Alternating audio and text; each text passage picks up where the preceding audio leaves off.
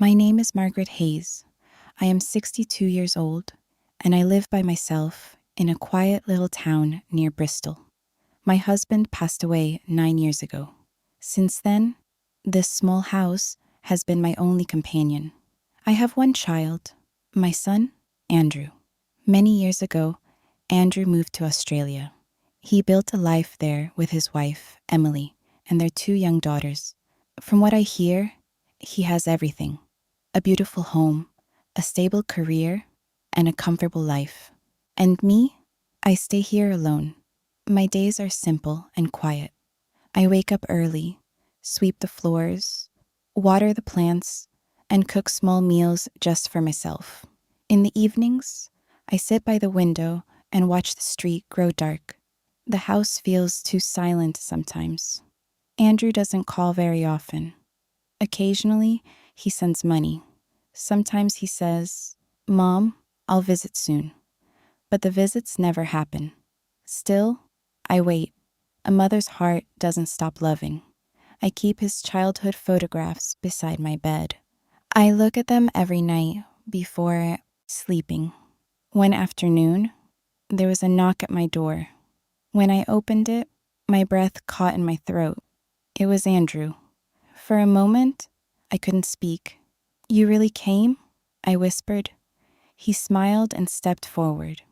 I held him tightly. Tears filled my eyes as I felt his arms around me. I made tea, and we sat at the kitchen table like we used to. I asked about Emily. I asked about the girls. He said they were doing well. Then I asked the question that had been sitting in my heart. "Why did you come?" He looked at me seriously and said, "Mom, I've been thinking about you. You shouldn't live alone anymore. I want you to come to Australia with me." I stayed silent. He continued, "You're not getting younger. This house is old. It's not safe. With us, you'll have your own room. You'll see the girls every day. Emily agrees too." I looked around my small living room. Every wall held memories. I was born in this town. I got married here. My husband lived his entire life here. Leaving felt like losing a part of myself.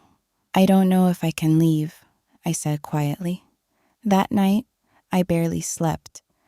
My heart was divided. My home was here, but my only son was asking me to go with him. The next morning, Andrew said gently, "You don't need this house anymore. We should sell it. The money will help you start fresh." He spoke with confidence, and I wanted to believe every word.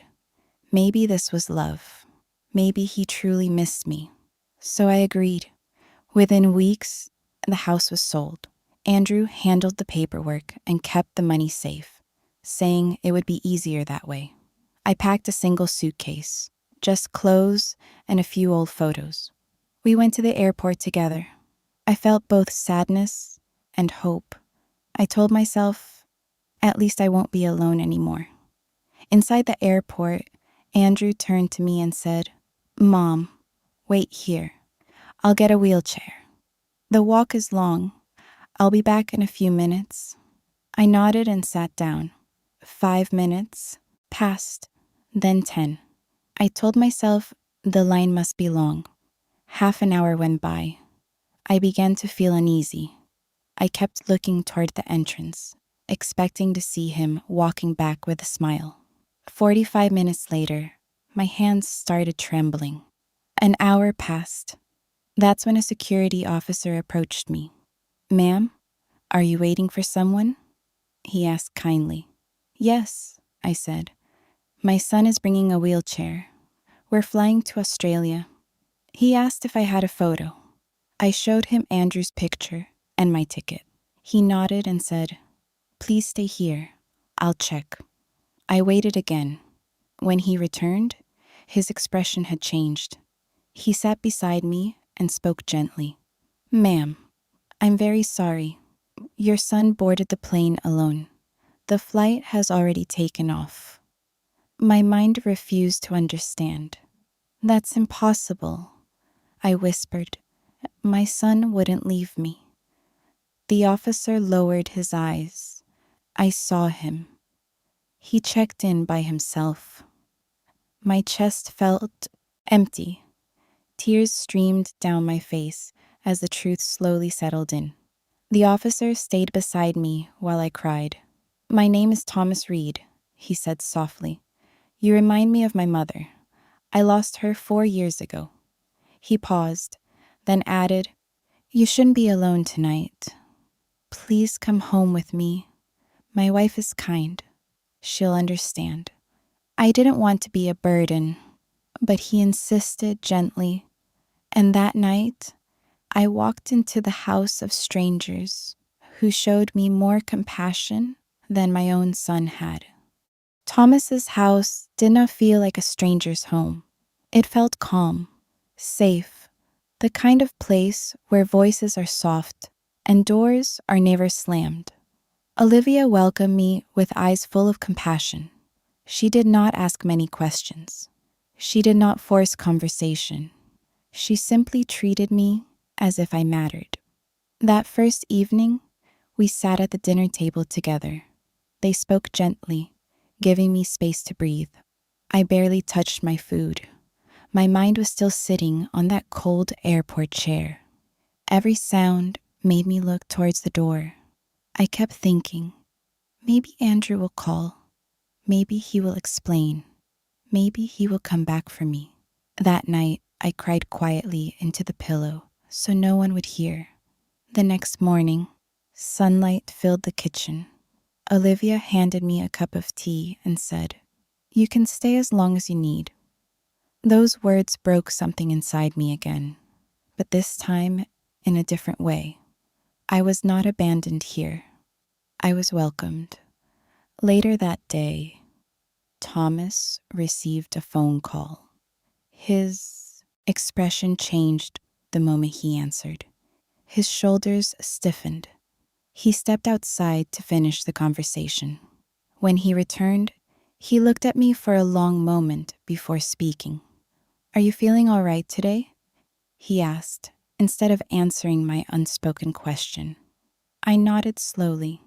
What I did not know was that the flight Andrew had taken had encountered severe turbulence during a storm over the ocean.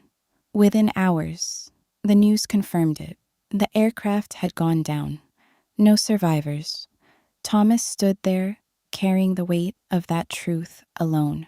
He looked at me, an elderly woman who had already lost her husband, her home, and her dignity at an airport, and decided that my heart needed time. Days passed quietly. I began helping Olivia in the kitchen. I folded laundry. I watered the small garden in the backyard. Life slowly created a routine around me again. One afternoon, I found myself laughing at something Thomas said. The sound surprised me. I had not heard my own laughter in a long time. At night, I still prayed for Andrew. I prayed that he would regret what he did. I prayed that he would realize the pain he caused. I prayed that one day he would stand at a door again, not to leave, but to stay. Thomas watched me carefully. He treated me with the patience of a son. When I walked slowly, he matched my pace. When I felt tired, he brought a blanket without being asked. Olivia once told me quietly, "You remind us that kindness still matters." Weeks later, they decided to tell me the truth. We were sitting in the living room. The air felt heavier than usual. Thomas sat across from me, hands folded together. Olivia held my hand. He spoke slowly, choosing every word with care. There had been a storm. There had been an accident. The plane did not arrive. Andrew was gone. For a moment, the world became completely silent. I did not scream. I did not collapse. I simply closed my eyes. A mother feels things long before they are spoken. Tears rolled down my cheeks, not of anger, but of sorrow. I mourned the little boy who once held my hand crossing the street. The teenager who dreamed of seeing the world. The man who made a terrible choice. I forgive him, I whispered. Thomas lowered his head. Life had taken my son in a way I never imagined. But strangely, life had also placed me exactly where I needed to be. I no longer waited by the window every evening. Instead, I sat at a table where someone asked how my day was. I no longer woke up to silence. Instead, I heard Olivia moving in the kitchen and Thomas reading the newspaper. One day, Thomas asked gently, "Do you feel at home here?" I looked around the room, the framed photos on the wall, the sunlight through the curtains, the sound of dishes clinking in the kitchen. "Yes," I said. Home is not always the place you are born in. Sometimes it is the place where someone chooses to care. I lost my house. I lost my son. But I found something unexpected. Not all families are connected by blood. Some are connected by compassion. And sometimes, when one door closes in the most painful way, another opens quietly, gently, with love waiting on the other side.